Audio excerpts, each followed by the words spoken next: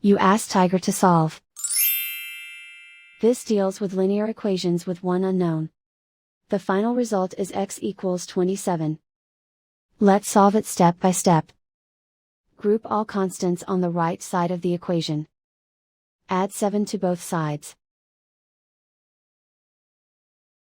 Simplify the arithmetic.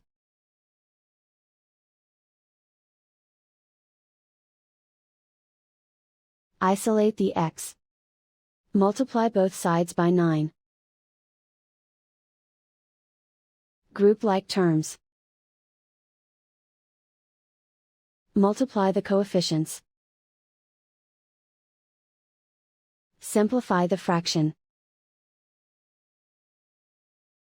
Simplify the arithmetic. And so the final result is x equals 27.